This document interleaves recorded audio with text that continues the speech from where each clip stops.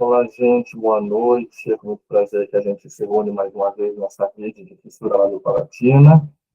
Hoje, com o grupo, o Departamento de Serviço Social, né, que é organizado pela doutora Marinês Lembra Graciano, e nosso querido amigo também assistente social, João Vitor Silva Busquete, organismo, trazem temas relevantes para a gente discutir, para a gente aprender dentro da fissura labiopalatina e sempre manter a atualização necessária, esse intercâmbio que é a visão, a missão da Rede Profis Brasil. Com muito prazer que a gente recebe aqui, já passo a palavra a Marinês, mas a Bárbara Souza, que a gente teve o prazer também de receber algum tempo atrás, na Profis Bauru, né, nos solicitando ajuda para essa pesquisa que ela levantou, e a gente fica feliz, né, Marinês, de ter ajudado a conseguir esse resultado. Já tive também o prazer de assistir uma palestra da Bárbara dentro no Congresso ali em Campinas.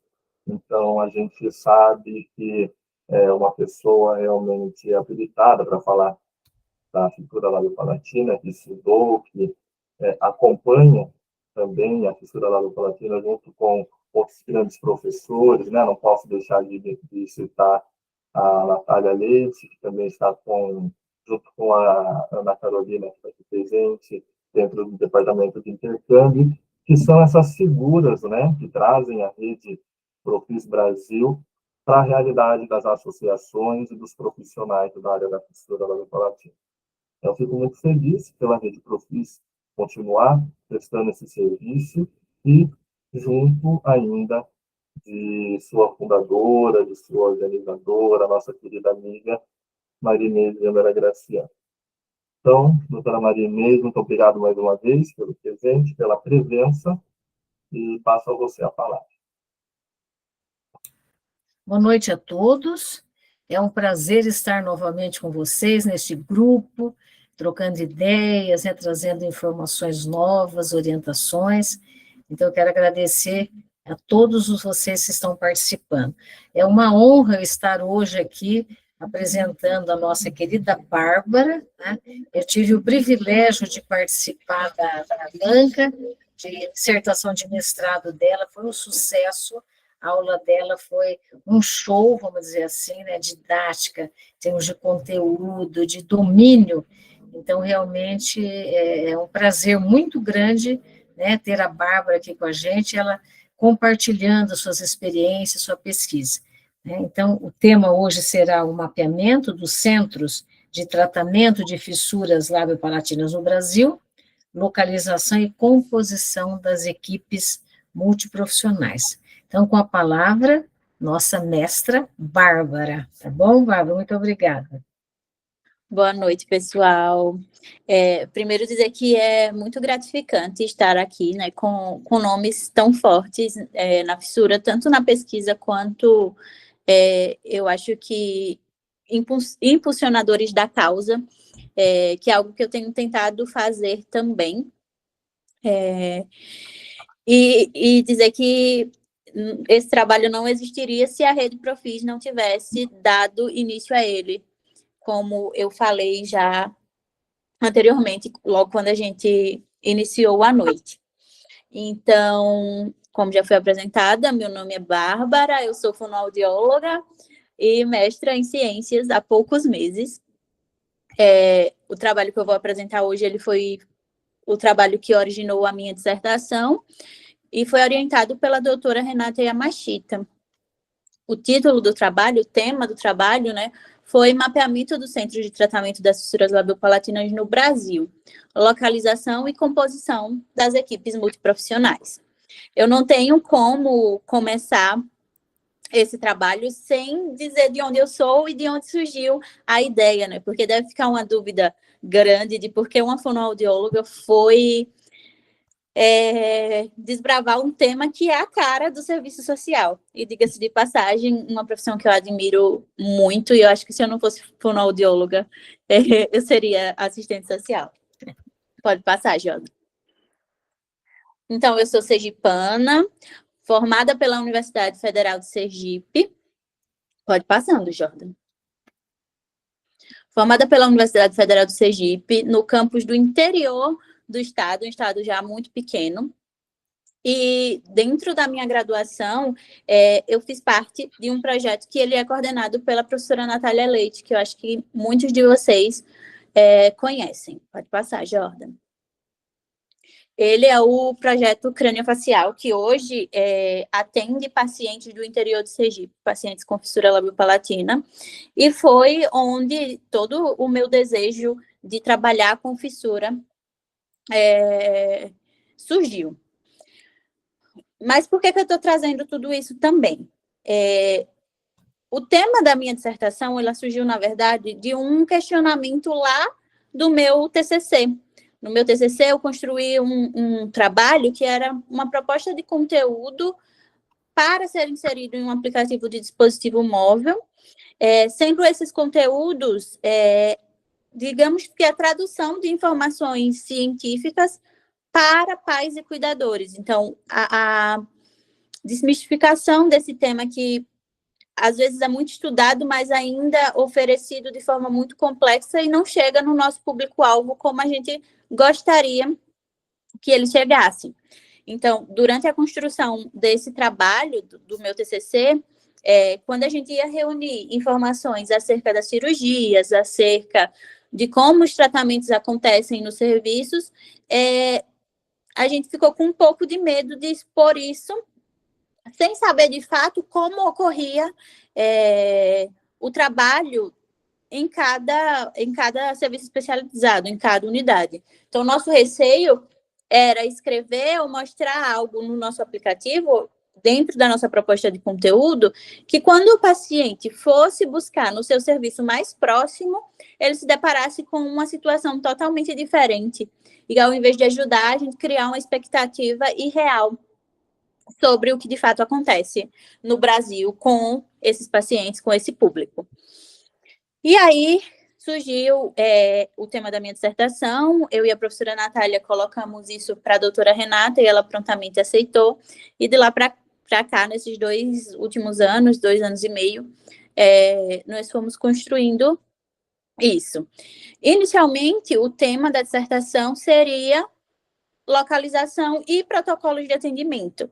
Mas, durante a aula, vocês vão vendo que a gente esbarra com alguns problemas ainda dentro desses serviços que impede que a gente faça pesquisas que sejam fidedignas em relação a esses protocolos de atendimento, a idade, enfim. Mas o que justifica esse estudo, né? O que justifica mapear esses centros de tratamento? Nós sabemos que existe uma alta prevalência de fissura no Brasil, na verdade, no mundo, né, é a anomalia craniofacial mais recorrente, e sendo uma anomalia craniofacial recorrente, é um problema de saúde pública. Sendo um problema de saúde pública, é dever do Estado assegurar que esses pacientes tenham o tratamento especializado adequado. Somado a isso, a gente viu em muitos trabalhos e vê na nossa prática clínica também que talvez o número de serviços especializados em fissura ainda fosse inexpressivo. E mesmo que essa descentralização esteja ocorrendo, que a gente vai ver que está, existem preocupações quanto à baixa qualidade dos tratamentos. E isso a gente vê pela quantidade de pacientes que ainda em 2025 a gente tem que foram operados, mas não foram completamente reabilitados. Pode passar, Jordan. E aí, a gente precisa contornar essa situação de alguma forma. E a nossa forma de contornar enquanto profissional de saúde seria informar essa população acerca dos serviços que já existem e, de alguma forma, tentar especializar os profissionais que já estão dentro dos serviços a trabalhar de uma forma mais cuidadosa, de uma forma mais especializada, como o próprio nome já diz, com esse público. Então, a gente vai precisar direcionar esses indivíduos para os centros especializados mais próximos, ofertando condições para que eles cheguem até esses serviços. Então, a gente tem leis e tem artifícios que garantem que esses pacientes cheguem de alguma forma aos serviços, como é o tratamento fora do domicílio. Um exemplo. Pode passar, Jordan.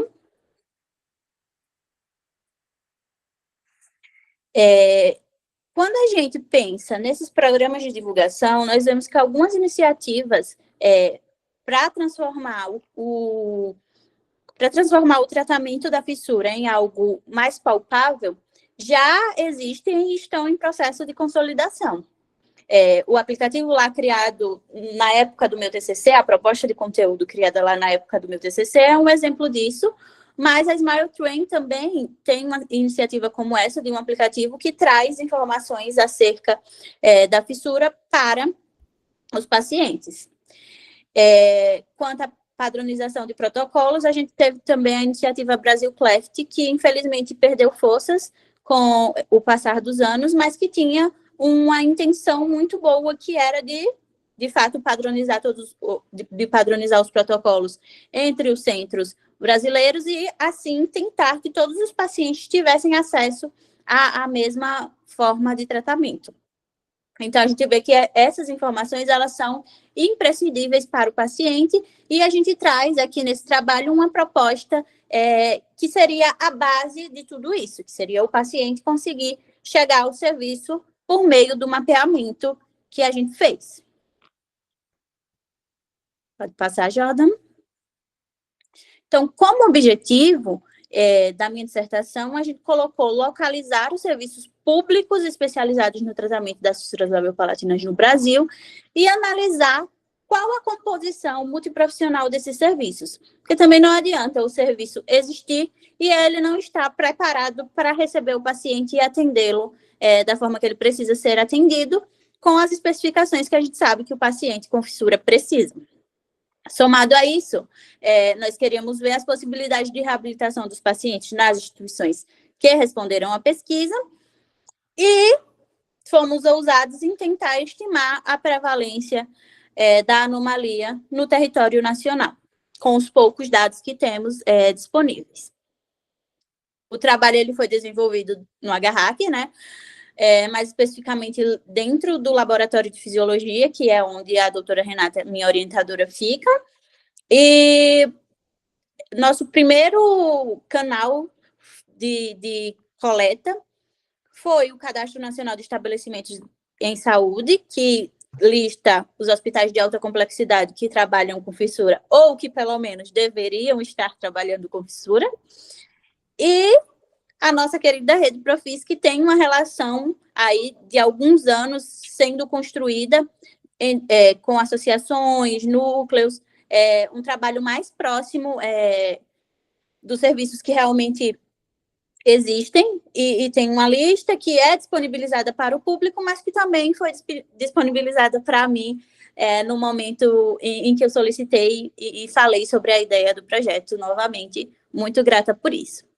Quando eu somei os dados dos serviços que foram encontrados no CNES e dos serviços que foram relatados pela Rede Profis, eu entrei em contato com os responsáveis técnicos de cada serviço. Pode passar, Jordan. Esses responsáveis técnicos, eles foram abordados por telefone, por mensagem, pelas redes sociais, por qualquer canal, por qualquer via que eu conseguisse encontrar eles, eu fiz um primeiro contato, perguntando sobre a viabilidade da participação na pesquisa, e após eles responderem, né, serem positivos a essa pesquisa, eu entrei em contato de forma formal, enviei uma carta convite por e-mail, juntamente ao questionário da pesquisa. Pode passar, Jordan. Então, a gente uniu os dados que a gente encontrou e correlacionou eles.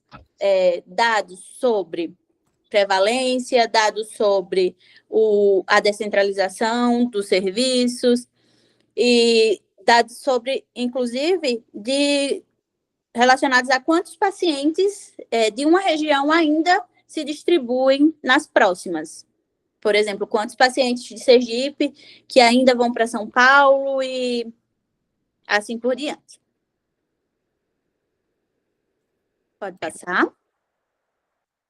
Essa é a cara do questionário, como vocês podem ver aí nas setinhas. Nós temos dados gerais sobre eles, que esses dados eles foram utilizados posteriormente para criar o material que será disponibilizado ao público. Dados sobre a composição dos serviços, aos estados que eles abrangem e a quantidade de pacientes que eles atenderiam, que eles atendem de cada estado, que não o deles. Pode passar. E aí nós tivemos alguns critérios de inclusão, que não vem ao caso citar tudo, mas, no geral, os pacientes que foram listados pelo CNES e pela Rede Profis, e as instituições cujos responsáveis técnicos foram positivos à nossa pesquisa. Quanto à prevalência, nós utilizamos o Sistema Nacional de Nascidos Vivos, e os dados que a gente utilizou estiveram entre 2004 e 2023. A gente quis deixar aí um intervalo de 20 anos, pensando na quantidade de tempo que um paciente passa em tratamento, mais ou menos, porque a gente sabe que, na realidade, isso não acontece de uma forma tão quadradinha. E aí a gente excluiu os serviços que não foram listados nem pelo CNES, nem pela Rede Profis, e que a gente não encontrou de nenhuma outra forma. Aqueles que não responderam à pesquisa ou que referiram está em inativo, e os registros do SINASC anteriores ou posteriores à data que a gente estipulou, que foi entre 2004 e 2023.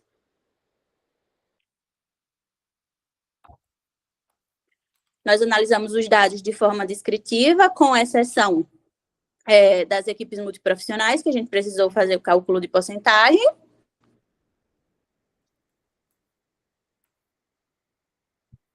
Pode passar. E o cálculo de prevalência, onde P é igual ao número de nascidos vivos com fissura, dividido pelo número de nascidos vivos total, multiplicado por 10.000. Então, nós fizemos aí algumas análises estatísticas, pode passar. E, como resultado, nós encontramos 30 serviços ativos dentro do Cadastro Nacional de Estabelecimentos em Saúde. É importante dizer que, no período da nossa pesquisa, eram listados 33 serviços, mas aqui a gente estava buscando os serviços ativos. Se fosse para deixar listado exatamente os que estavam lá, não teria, porque a gente está fazendo uma nova pesquisa. Então, a gente excluiu 3 serviços, os quais a gente entrou em contato, e eles referiram não mais fazer esse tipo de atendimento. Hoje, se vocês forem pesquisar, são 35 serviços listados pelo CNES, mas essa atualização aconteceu, eu já tinha passado pelo processo de escrita da dissertação e não deu tempo de atualizar. Mas esses 3 que eu coloquei como inativos ainda estão lá. E, relacionados aos listados pela Rede Profis, nós mantivemos 40 núcleos e associações que, ao entrarmos em contato, estavam ativos. Pode passar, Jordan. E aí, numa distribuição regional, nós tivemos 9 serviços encontrados no Norte, 16 no Nordeste, 5 no Centro-Oeste, 25 no Sudeste e 15 no Sul. A gente vê que, apesar de ter existido uma descentralização evidente, o Sudeste ainda concentra o maior número de serviços, mesmo não sendo a maior região quando a gente pensa em extensão territorial.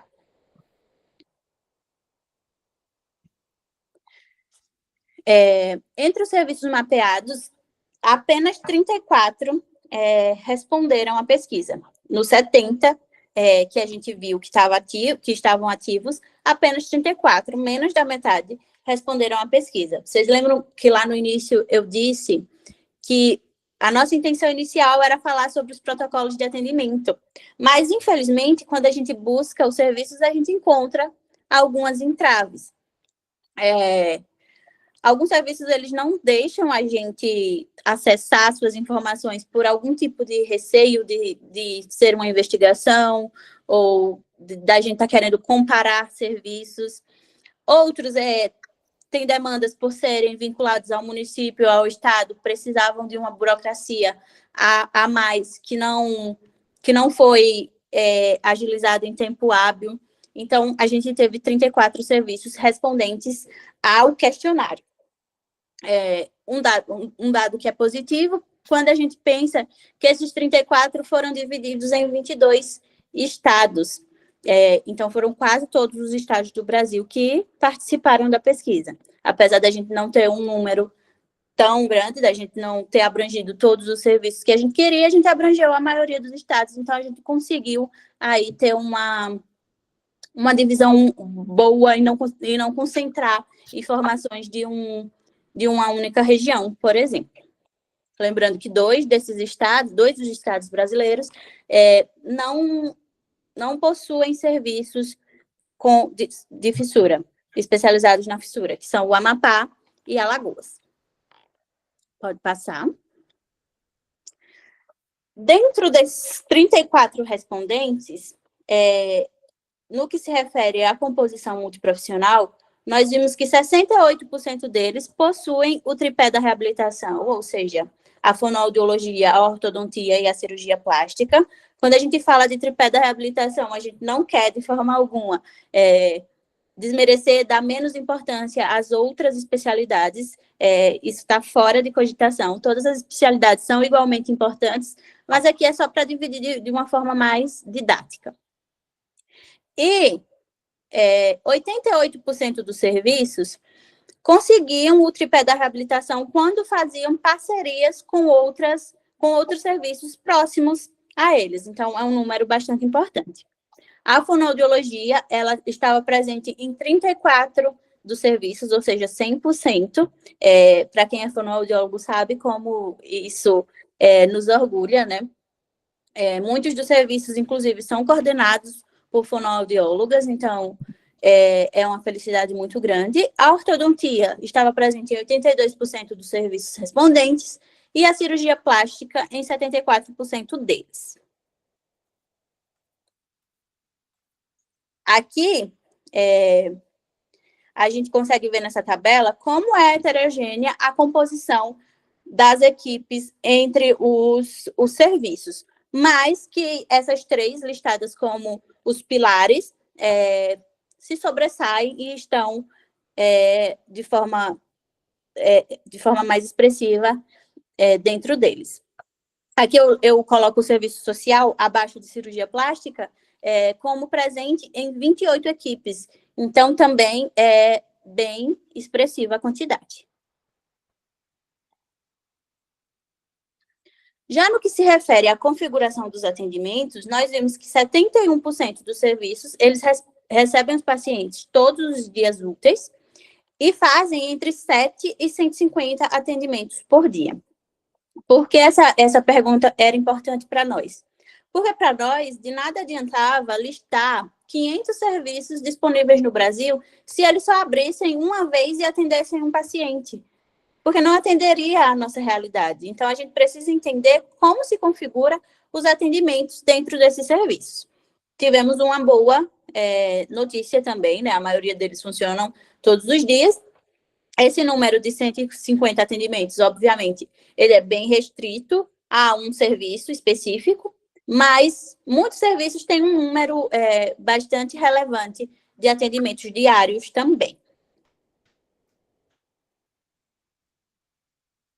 No que se refere à implantação e ao financiamento, nós tivemos que 46,8% dos serviços foram implantados a partir de 2015. E na região norte, é importante frisar isso, que quase 100% dos serviços mapeados foram implantados a partir de 2018. Então, são serviços muito jovens. A gente coloca aqui, deixa bem claro isso, porque não tem como a gente cobrar, por exemplo, que os pacientes do norte estejam centralizados todos nos serviços do norte, sendo que quando eles nasceram, eles precisaram buscar por outros estados para iniciar seus tratamentos, porque lá não existia ainda. Então, mais para frente a gente vai falar sobre a distribuição de pacientes e a gente vai conseguir refletir sobre isso. Esses pacientes se distribuem muitas vezes porque ainda não conhecem os serviços que estão disponíveis na sua região, já que são jovens.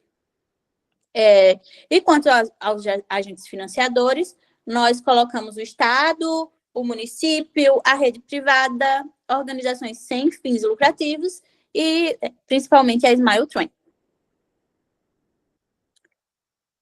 No que se refere à quantidade dos pacientes atendidos fora dos seus locais de origem, apenas um serviço respondeu a essa pergunta. Era uma pergunta que demandava uma pesquisa maior, né, dos serviços, demandava um tempo maior para a resposta do questionário, e a gente entendeu aqueles que não responderam. Mas só para vocês entenderem como é difícil fazer pesquisas como essas, porque a gente depende da disponibilidade de quem está nos respondendo.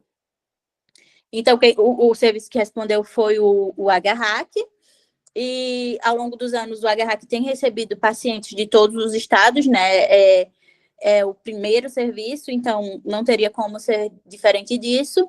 E em 2023, que era a última estimativa que eles tinham, cerca de 10.088 pacientes ativos de outros estados, sem contar com os de São Paulo, eram recebidos no hospital. Pode passar. Quando a gente pensa na prevalência, de fissura por estado brasileiro, entre 2004 e 2023, como eu coloquei lá na metodologia, a gente tem a maior prevalência no Rio Grande do Sul, 7,3 para 10 mil indivíduos, e o menor no Maranhão, com 2,6 para cada 10 mil. Regionalmente, o Sul tem aí o destaque e o Nordeste a menor prevalência. Nacionalmente, nós teríamos 5,1 a cada 10 mil nascidos vivos com fissura.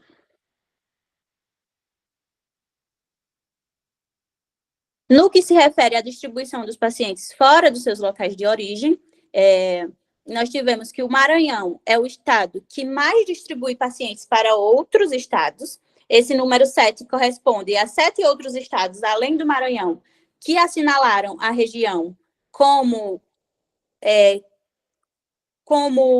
dentro do seu...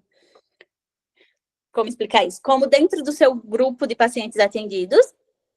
E o Mato Grosso seguiu, sendo os menores São Paulo e o Paraná. Para deixar melhor explicado isso, que é bem difícil de compreender mesmo, é mais ou menos assim.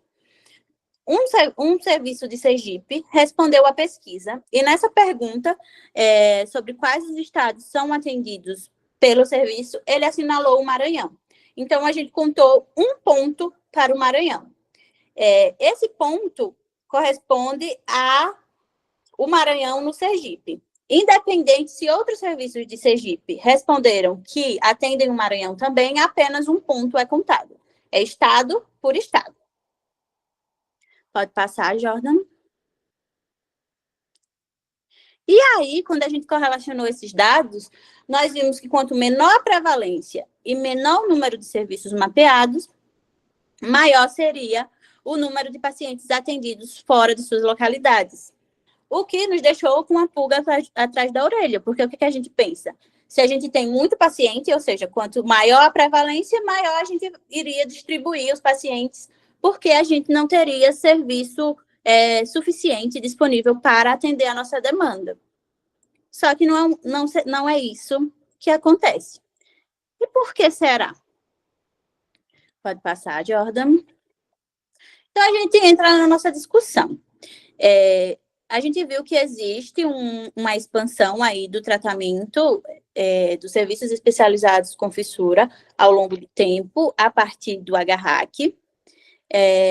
E a gente fica muito feliz com essa descentralização acontecendo, porque ela é evidente, ela é cada vez maior e ela melhora o panorama de reabilitação do indivíduo com fissura no país. Isso fica claro. Então, a gente tem uma preocupação a menos, porque a descentralização está acontecendo, mas a gente ainda precisa ver a fissura como uma problemática de saúde pública, que precisa de investimento e de atenção. Para um serviço ele ser considerado especializado na fissura, ele necessita de uma equipe multidisciplinar ampla, que envolve, além do tripé da reabilitação, muitas outras especialidades. E talvez um ponto que a gente levanta na nossa discussão é que o que esteja levando esses pacientes a se distribuírem não seja a alta demanda, seja a ausência de respaldo profissional dentro dos serviços próximos aos seus estados. Essa ausência de respaldo profissional, ela gera uma insegurança muito grande no paciente, que muitas vezes prefere se deslocar, sim, para outro estado, porque tem garantia de que o serviço lá funciona de maneira adequada. Então, a gente precisa maximizar essa confiança do paciente nos serviços que estão próximos a ele. Pode passar, Jordan. Então, a gente teve aí, né, esse número expressivo do tripé da reabilitação compondo os serviços especializados na fissura, e temos avanços notórios relacionados a isso, considerando, assim, um futuro promissor para o tratamento da fissura no país.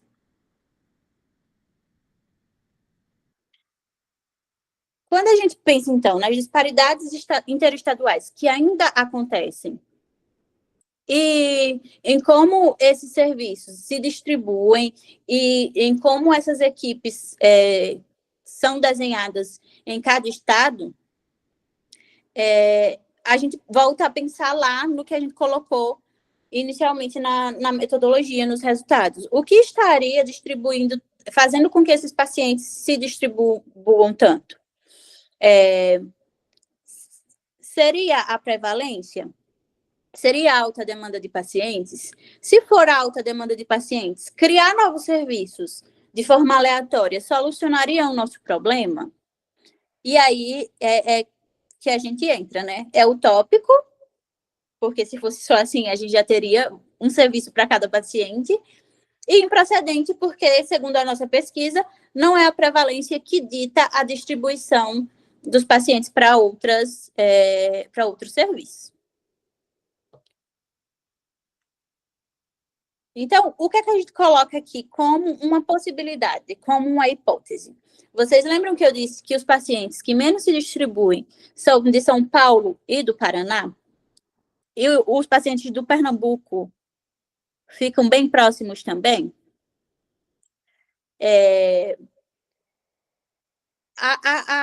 O viés que a gente encontra, o que a gente coloca desses serviços como mais próximos, é que tanto no Paraná, como em São Paulo, como em Pernambuco, existem serviços que são altamente reconhecidos pela população, que são grandes centros, o Centrinho, o CAIF e o IMIP.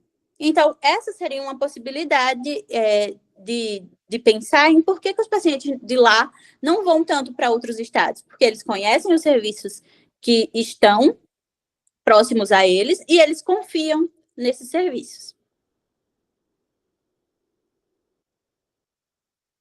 Aí a gente coloca que, obviamente, pesquisas com abrangência maior, de maior número de serviços, devem ser realizadas para a gente entender melhor esse cenário, que a subnotificação de nascidos vivos ainda é um fator muito importante para a gente pensar nessa prevalência, né? E que, apesar disso, apesar da gente pensar na subnotificação, a gente pensa que se os pacientes com fissura foram subnotificados, os pacientes totais também foram. Então, a gente não teria uma disparidade muito grande ali nos resultados, porque as subnotificações elas seriam proporcionais. Mas, mesmo assim, é válido listar que a maior prevalência foi o Rio Grande do Norte e a menor foi o Maranhão. E, coincidentemente, o Sul é o estado com o menor índice de subnotificação e o Nordeste está ali como o segundo maior estado quando a gente pensa na subnotificação de nascidos vivos. O que tem melhorado muito ao longo dos anos, né? A gente via números muito maiores de subnotificação. Hoje a gente tem leis que garantem que isso não aconteça com a mesma ênfase, mas ainda acontece e a gente precisa colocar como um impasse aí, como um impedimento do resultado do estudo.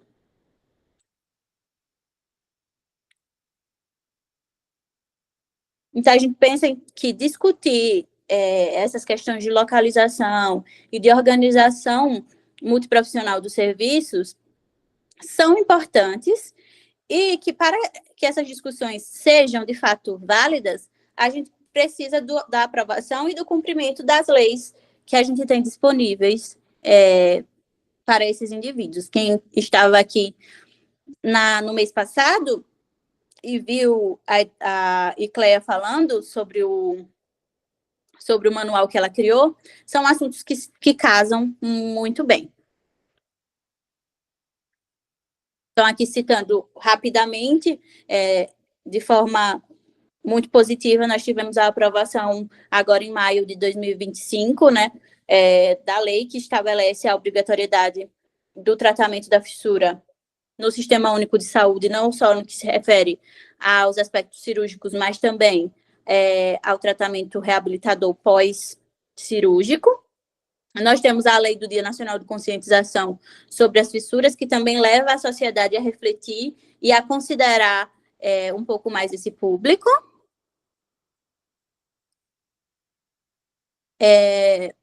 Alguns estados também já reconhecem a fissura como deficiência, o que ajuda esses indivíduos a estarem em ambientes que, acredito que por muitos anos, os foi negado e aos quais eles foram negligenciados.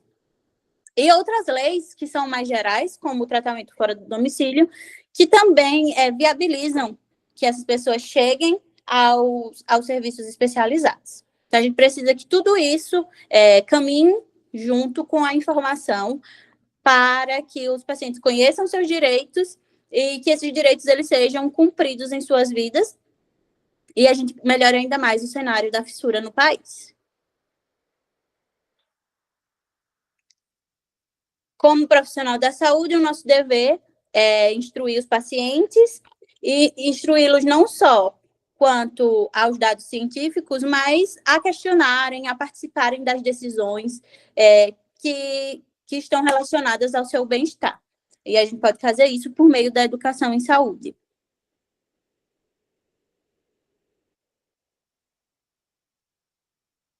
Então, uma das formas de fazer isso é por meio da educação em saúde e a promoção de ações de saúde pública.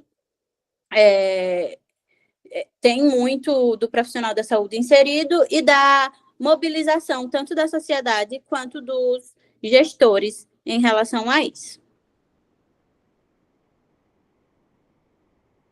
Aqui eu trago uma passagem da dissertação de Tiago César, que ele coloca algo que eu levo para a vida, assim, e para muitos dos meus trabalhos, que a ênfase do problema de comunicação em saúde está diretamente relacionada à dificuldade da população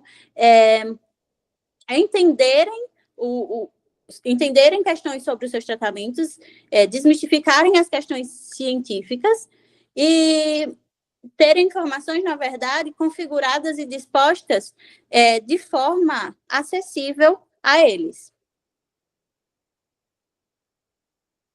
Então, a gente tem que pegar esses dados que a gente constrói com tanta dificuldade e disponibilizar para a população de interesse de forma compreensível.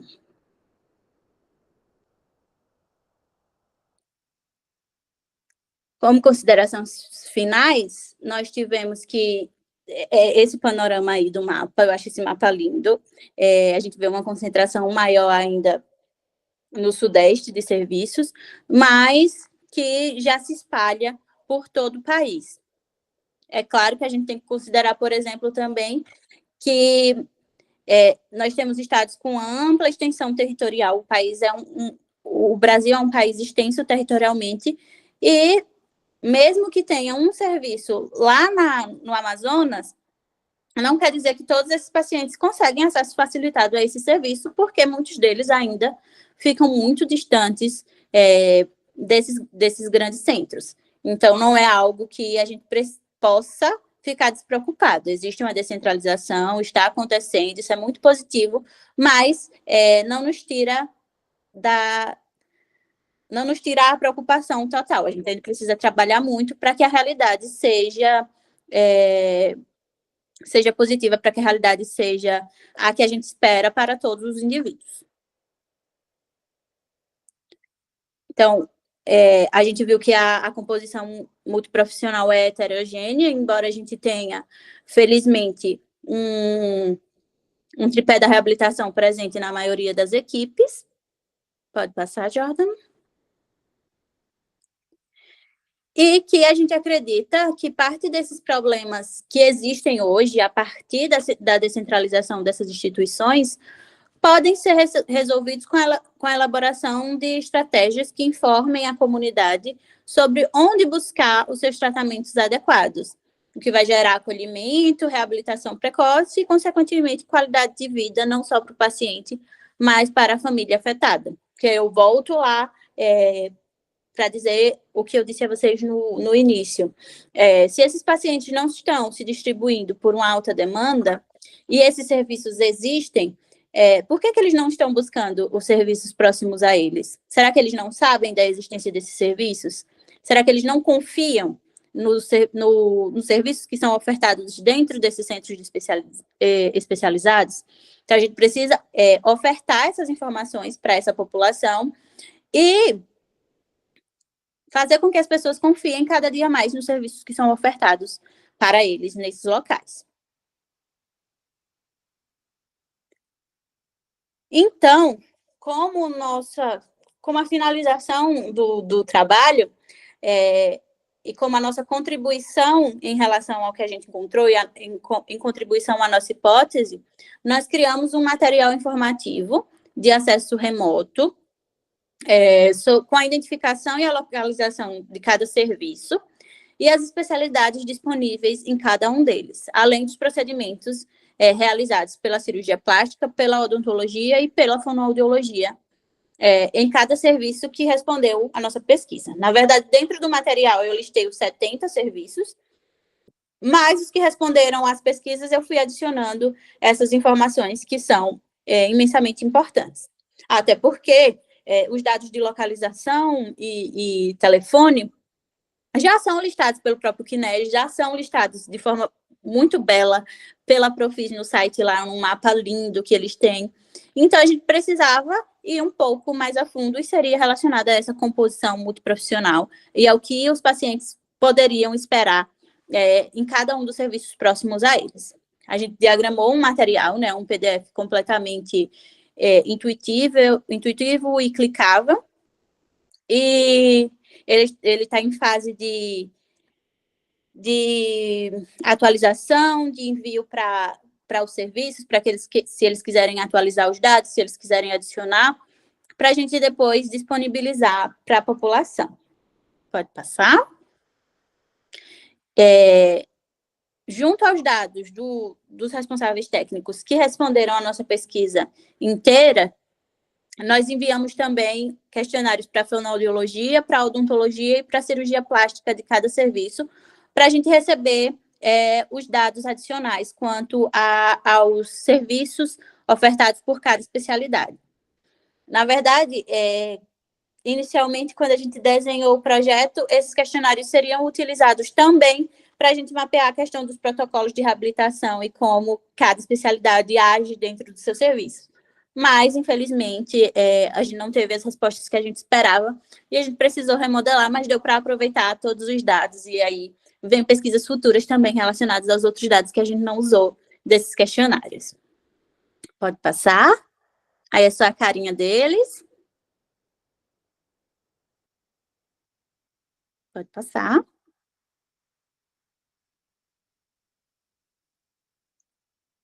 Pode passar. E essa é a cara do PDF. Acho que passou muito. Volta um. Isso. Essa é a cara do nosso PDF, né, do nosso material informativo. Ao clicar ali nos serviços disponíveis, a gente é direcionado para um outro mapa e, ao clicar em cada estado, vão surgindo os serviços disponíveis em cada estado. Dentro do questionário também, do formulário desse PDF, também é possível fazer comentários e sugerir coisas e divulgar ou atualizar os dados. Pode passar. Pode passar. Aqui é o QR Code para vocês serem direcionados ao material, caso seja de interesse de vocês. E essas são as referências que a gente utilizou na dissertação. De antemão, eu digo que esse material, se vocês lembrarem lá do aplicativo que eu falei do meu TCC inicialmente, ele ainda não ficou pronto, ó, já se passaram 2 anos, mas coisas que a gente precisa de um apoio, que sem apoio financeiro demora um pouco mais para acontecer, mas a gente está vendo formas de inserir esses dados dos serviços dentro do aplicativo, e quem sabe futuramente cada serviço não possa atualizar suas informações tendo um cadastro dentro do próprio aplicativo para facilitar e a gente conseguir disseminar isso de uma forma mais facilitada e ter essa informação sempre atualizada, porque, pensa, os dados da dissertação foram coletados desde janeiro de 2024. Então, são informações muito dinâmicas. Muita coisa pode ter mudado de lá para cá. E muita coisa vai continuar mudando nos próximos anos, com fé em Deus. Então esses dados eles serão sempre atualizados. A gente espera que dentro do aplicativo, mas se não dentro do aplicativo, eu vou dar um jeito de sempre fazer isso por meio do link. Consegue voltar 2 slides, por gentileza? Esse é onde a gente acessa o material. Isso. Ah, tá, esse eu tenho. Depois você podia disponibilizar o link para a gente acessar? Ou esse Eu envio para a senhora junto com o slide. Ah, já está no slide. Então, o Jordan tem para poder disponibilizar no grupo. Tem sim. É muito mas, se não, legal. De novo, mas você deu um exemplo, voltando ali, quando você clicou no estado, você deu o exemplo do centrinho. Isso. Para mostrar. Eu acho interessante. Volta um pouquinho o slide. Aqui, ó. Quer dizer, cada serviço vai aparecer todas as especialidades que tem. Isso. Né? Aí ela pegou com exemplo o centrinho, o que tem de... Se você puder falar um pouquinho disso. Isso. E dentro de cada especialidade, a gente coloca o serviço que a especialidade oferece. Por exemplo, dentro da cirurgia craniofacial, quais cirurgias que eles estão habilitados ou que eles oferecem aos pacientes. Então, o paciente, o indivíduo vai clicar lá na região São Paulo, vai aparecer o centrinho, por exemplo, e ele clica ali em especialidades disponíveis, vai aparecer essa lista de especialidades, e a cada especialidade que ele for clicando, vai aparecendo os serviços que essas especialidades oferecem. E aí, se clicar no maisinho, por exemplo, aparece outro serviço da região São Paulo. Então, o PDF ele é todo clicável, para a pessoa não precisar ficar rolando a página.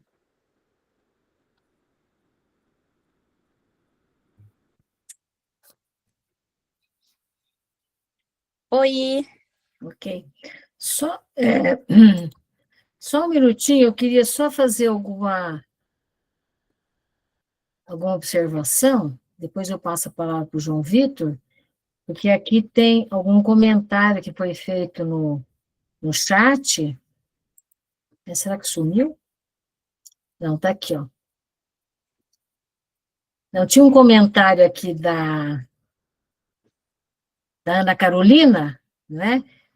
Falando com relação à subnotificação, ela até colocou no Maranhão, depois ela falou que realmente esse dado pode ter uma subnotificação em todos os outros estados, né? Então, eu só queria, assim, primeiro parabenizar a Bárbara pelo excelente trabalho, a pesquisa dela, gente, ela pesquisou 70 serviços, tá? Que eram 30 centros e 40 outros serviços, tá? O que me chamou a atenção nessa pesquisa dela é a profundidade que ela avaliou cada que tinha, não era só o serviço, mas que tipo de serviço eles ofereciam, quais eram as especialidades. Então, uma pesquisa muito bem profunda, muito bem trabalhada, e eu queria parabenizá-la. O que me chamou a atenção também, com relação à minha área, né, de serviço social, é que 82% dos serviços contam com serviço social, assim como a ortodontia, né? Então, tanto a orto como o serviço social atingiram o índice, a porcentagem de 82%, 28 serviços, e fono, 100%, tá? Então, é um dado muito importante, tá? Uma outra questão, você falou, olha, 34 só responderam, mas é uma amostra muito rica, tá? Embora nós temos 70, o universo foi constituído de 70 centros, mas quem respondeu o questionário foram 34, certo? Certo. Então, eu acho que esse foi uma amostra muito significativa pela complexidade desse tratamento, tá? Com relação à notificação, eu queria lembrar que nós temos uma lei, que é a Lei 13.685, de 25 de junho de 2018, que é uma lei que obriga a notificação dos casos com malformações, mas, infelizmente, ela ainda não está sendo aplicada, né, devidamente, porque a gente percebeu aí que tem realmente muitos casos de subnotificação.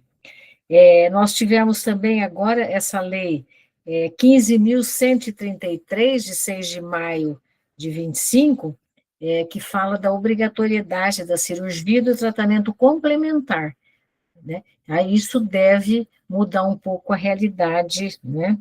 Aí eu queria perguntar o seguinte, esses dados, aí o Jordan também depois podia complementar, a gente tem um tipo de um cadastro também na rede, você sinalizou o mapa com os serviços, né, que foram cadastrados.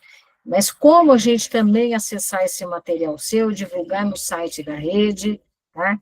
O João Vitor pediu a palavra, mas ele escreveu aqui no chat, que o Ministério da Saúde precisa ter acesso a esses dados, né? Como esses dados, então, poderiam chegar ao Ministério da Saúde e como a rede, no caso, poderia ajudar também nessa divulgação, tá? Era assim, em linhas gerais, né, eu só queria apontar essas questões aí, tá bom? Mas parabenizar, se você quiser falar alguma coisa, eu já passo a palavra, então, para o João Vitor, que pediu a palavra. Quer ouvir o primeiro João Vitor, depois você tenta responder, né, ou mais alguém que queira falar, tá bom? Mas, parabéns, Bárbara. Muito Eu falei que era uma tese de doutorado, não era mestrado. Tão complexa. E ela avaliou a prevalência também, né? Então, é muito complexo. Mas parabéns. E vamos ouvir, então, agora. Vamos passar a palavra, então, para o João Vitor. Bárbara, boa noite a todos. Só um minutinho, podia fechar, então, a palestra, né, Jordan? Depois a gente socializa esse link do material. Boa noite a todos novamente. Bárbara, parabéns. Eu não consegui estar na sua defesa, eu já estava trabalhando e aí, infelizmente, não consegui estar presente, mas que material rico, que experiência rica que você trouxe. Você sempre, né, nós somos colegas de mestrado, você sempre demonstrou ser uma aluna capacitada, mas eu fiquei muito surpreso com o seu trabalho rico, e você precisa, de alguma forma, você e sua orientadora, marcar uma reunião com o Ministério da Saúde de alguma forma, levar esses dados, a Rede Propis também, articular isso, porque isso demonstra, né, uma precarização no atendimento da pessoa com fissura lábio-palatina no Brasil.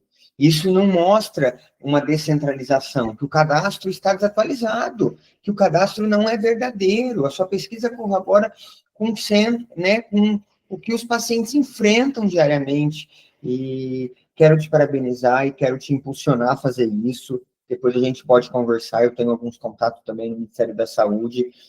Vocês precisam, gente, divulgar isso, vocês precisam mostrar esses dados para as pessoas, né, o que é verdade, né, porque se você atende um tipo de, né, de paciente, você precisa, né, então isso se torna muito importante e parabéns, parabéns, você está de parabéns, a sua orientadora, você foi belíssima e concordo plenamente com a Marinês, isso não é uma dissertação de mestrado, isso é uma tese de doutorado, gente, né, com tantas minúcias, com tanta capacidade, fiquei muito feliz mesmo em te ouvir, parabéns, parabéns, você é a Natalinha nova aí, vem aí, né, 2.0, revigorada aí, mas parabéns, Bárbara, fiquei muito feliz em poder te ouvir aqui.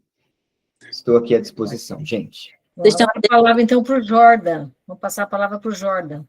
Jordan, o que a Rede Profis pode estar ajudando, né, fazendo esse intercâmbio com o material dela, o que é possível, e o que a Rede Profis pode também, né, nessa parceria, chegar até Brasília, como o João Vitor bem relembrou, para a gente poder somar esforços.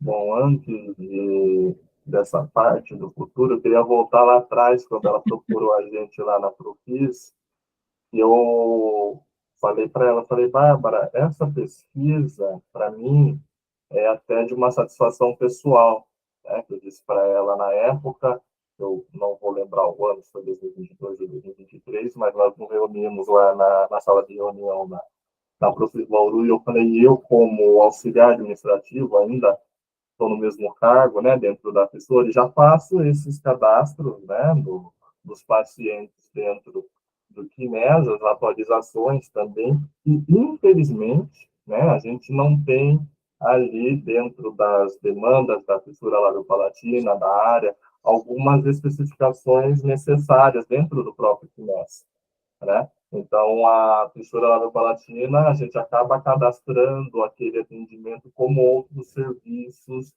secundários, né? Que podem ser relacionados à fissura labiopalatina, mas as nomenclaturas ali não batem, né?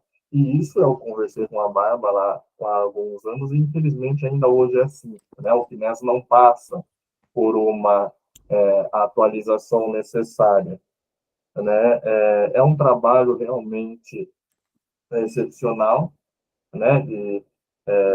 Desde os cadastros, né? Das respostas dos questionários que você conseguiu sobre a reabilitação necessária, né? Dentro do tripé da reabilitação, com as parcerias, né? Financeiras ou das OSCs, né? Que hoje são as ONGs, né, agora são OSCs, né, são organizações da sociedade civil, essas parcerias necessárias que elas precisam para existir, né? Esse financiamento da fissura labiopalatina ainda é muito caro e inviável, né, para esses serviços, né? Algumas anotações que eu fiz aqui também, a cirurgia plástica, né, que ela aparece também em muitos centros, muitos núcleos, mas eu estou sempre batendo na tecla, depois da conversa que eu tive com o Dr. Marconi, do medo que ele nos demonstrou da continuidade do serviço, né, da cirurgia plástica, né? Hoje, muitos cirurgiões não têm essa vontade de tratar a fissura labiopalatina, como tem as fonoaudiólogas, como temos assistentes sociais, como temos outras áreas da odontologia, mas, infelizmente, a cirurgia plástica não tem se renovado, né? Não temos grandes nomes aí chegando, né? As pessoas estão indo para as outras áreas da cirurgia plástica, não tratando a fissura labiopalatina.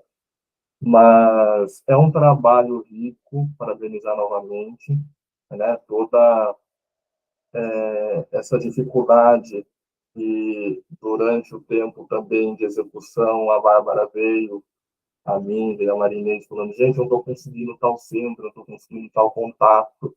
Demonstra também uma deficiência que a gente tem, não por querer, por falta de contato ou falta de empenho, mas pelas atualizações, né? A gente estamos num país continental, então a dificuldade de acesso e de comunicação também é difícil, né? Voltando a falar também dos centros, né, de reabilitação, os hospitais, já finalizando aqui, a gente tem uma grande dificuldade também na renovação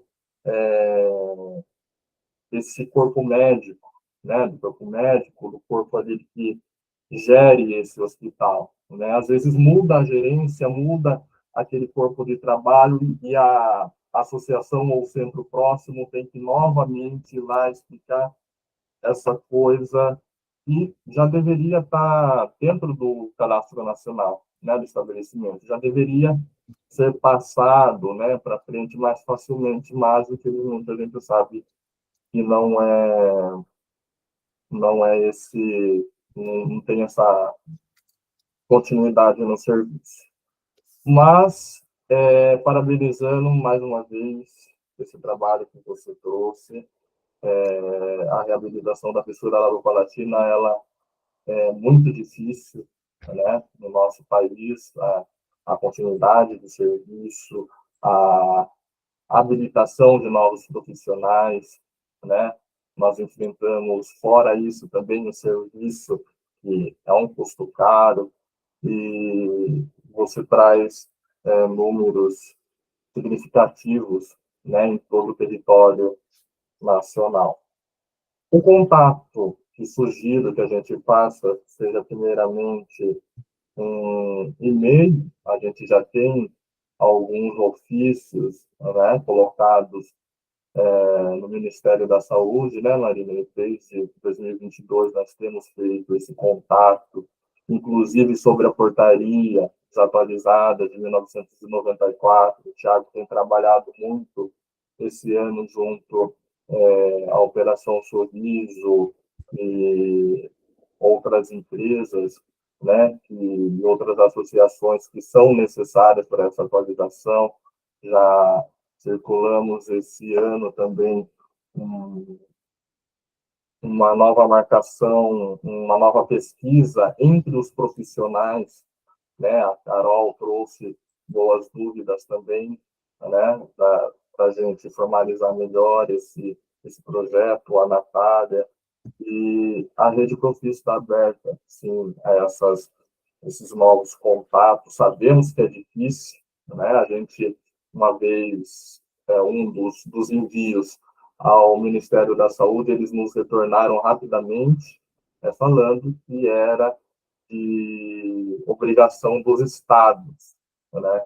Foi um banho frio, de água fria, para a gente, né?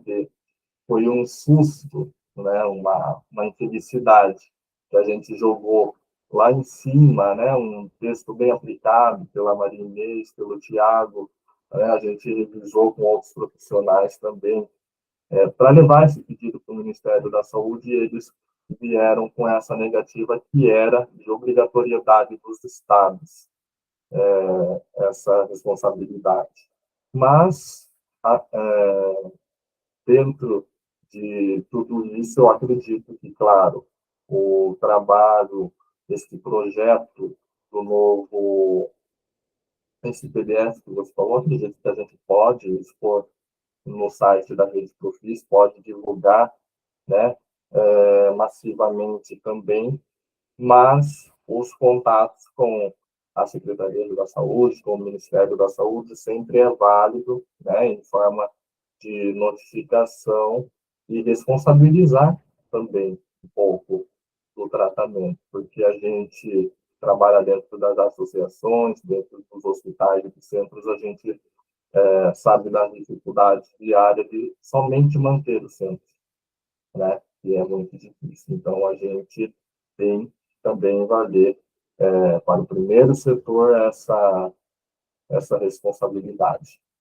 Mas, para não fazer outra palestra, parabenizar mais uma vez a Bárbara, a Marinês também por trazer para a gente esse tema relevante, e o grupo do serviço social também sempre jogando lá em cima os nossos intercâmbios e as nossas aulas.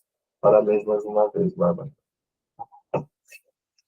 Muito obrigada, pessoal, pelos feedbacks, né? Pelos comentários no chat também, eu acompanhei tudo.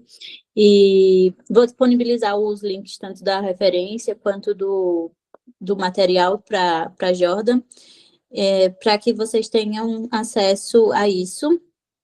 A minha intenção é realmente colaborar com a causa. Eu acho que eu tenho certeza, na verdade, que eu me tornei mestra pela fissura. Não foi ao contrário, nunca foi pelo título, se tornou pelo título no processo, mas inicialmente foi sim pela causa mesmo. E é bom ver pelos olhos de outras pessoas que o que a gente faz é importante e tem relevância. Porque às vezes a gente embarca num automático que a gente perde um pouco dessa essência, né? Então é muito bom ver isso pelos olhos de vocês. A publicação do artigo, que é fruto da dissertação, vai sair em breve, a dissertação também nos portais eletrônicos da USP, então vai ficar acessível para um maior número de pessoas. E, de fato, não é só uma pesquisa, né? Acaba sendo uma denúncia, porque mesmo que eu não tenha escrito diretamente quais os serviços que não estão ativos, se a gente vai ver que eles estão listados lá, mas não aparecem na pesquisa, então acaba sendo uma denúncia. Minha ideia inicial é informar o público mesmo, porque eu sou profissional da saúde, não sou da justiça, enfim, mas poder colaborar com isso também é muito positivo, e a gente vai vendo quais os próximos passos que a gente consegue galgar com a pesquisa e com os dados que a gente obteve. Bárbara, tem um comentário aqui de Eduardo Teles, né? Ele parabeniza você pela sua apresentação, a informação é sempre muito importante. A educação em direitos na área da saúde foi o nosso campo de pesquisa no doutorado, ele está dizendo, mas ele gostou muito de conhecer a sua pesquisa. Gostaria de ter acesso às suas referências, depois, se puder, partilhar aqui o link, porque ele não conseguiu acessar o QR Code. Inclusive, Eduardo Rala é advogado, é um paciente também reabilitado no Centrinho, doutor, também pelo Centrinho, né, na área das ciências da reabilitação, e será o nosso próximo apresentador. Ele vai falar sobre a sua pesquisa no dia 10 de novembro, ele vai falar sobre a educação em direitos como fundamental ao reconhecimento das anomalias crâniofaciais na condição que pode causar deficiência. Então, um assunto aí também polêmico, bem discutido. E então, para a próxima, 10 de novembro, nosso querido Eduardo, né? Eu fiquei curiosa aqui para saber quem é o Guitor, estou vendo ele, para saber, né? Sou eu, Diego Guitor, Maia. de onde você é, Guitor? Diego Maia, da Amazon Feed, Boa Vista, Roraima. Amazon Feed, seja bem-vindo, viu? E obrigado. tem também outra pessoa que, para mim, apareceu, Jaqueline Mazon, que para mim é nova aqui no grupo. Se ela pudesse identificar, eu fiquei curiosa para saber quem é. Eu acredito que ela não está mais na... Então, né? Então, ela acho que deve estar ali. A Jaqueline é fonoaudióloga nova no serviço de fissura, lá de Joinville, aqui de Joinville, colega. E aí, quando a doutora Marinês falou sobre a disponibilização do link, eu enviei para o nosso grupo interno, porque essas reuniões, acho que a gente não passa o link, né? Aí houve até um comentário, a gente quer participar, mas como é que a gente faz? Quem que envia isso? Daí se disponibiliza, eu até envio para quem e as pessoas entram depois, né? Então, ótimo, mas o objetivo é esse mesmo, que é compartilhar, e se houver pessoas interessadas na temática, vocês podem também, né, convidar, né? Quero parabenizar a Bárbara, né, de excelente iniciativa. Eu estava curiosa com relação aos resultados, né? Eu queria saber se é possível a gente complementar alguns dados, né? Assim, eu vejo que pelo nosso serviço, por exemplo, houve uma burocracia com relação a ao acesso isso pela prefeitura, né, Bárbara, fizemos um contato pessoal, né, e aí eu não podia complementar as informações, porque tinha a parte burocrática, tinha que ser o coordenador junto aos dados da prefeitura. Então, eu vi que se a gente pudesse disponibilizar mais informações, a gente está disposta a isso, né? A gente viu, assim, alguns serviços listados e a gente sabe de algumas, assim, dificuldades com relação aos procedimentos cirúrgicos em alguns serviços que estão ainda em treinamento para cirurgias. Isso nos preocupa bastante, que é o número grande de sequelas cirúrgicas, né? E os serviços, então, se justificam que estão em treinamento, né, para as cirurgias. Deve ser, para alguns serviços, isso, né, e eu vi que eles estavam listados ali, alguns. Mas não deixam de atender, eles vão fazendo essas cirurgias de formas, assim, com bastante sequelas, né? Isso é preocupante. Sim, muito.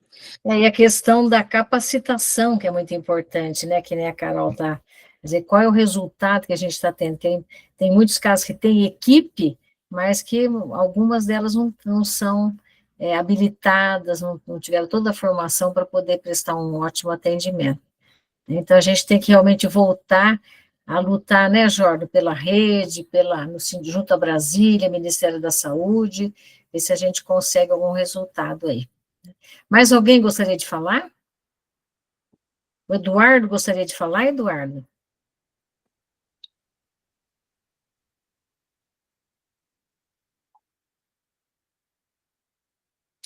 Acho que ele não está. Gente, mais alguém gostaria de falar? Só para finalizar, então, essa é uma preocupação que tem aparecido muito, né? Eu acho que eu coloco na minha dissertação também, em alguns momentos, que ainda não existem especializações relacionadas à fissura fora parte, e nem o assunto é tão citado dentro das universidades, nos cursos de graduação, onde os profissionais não passaram pelo centrinho, por exemplo. E isso gera uma preocupação, porque os profissionais que estão trabalhando hoje, querendo ou não, tiveram um tempo para se especializar na prática ali com o paciente. Só que hoje a gente tem informação suficiente que quando que não dá mais tempo das pessoas se especializarem na prática. Elas precisam ser especializadas para já chegarem no atendimento de certa forma especializada. Não tem mais como esperar, sei lá, 50 anos para um cirurgião fazer uma boa cirurgia ou para um fonoaudiólogo conseguir uma boa terapia. E, infelizmente, os profissionais não estão se renovando, como acho que alguém citou aqui. Dentro dos questionários por especialidade, eu coloco há quantos anos você trabalha com fissura e há quantos anos você trabalha no serviço. Aqueles que responderam já trabalham com fissura há muito tempo e já estão há muito tempo no serviço.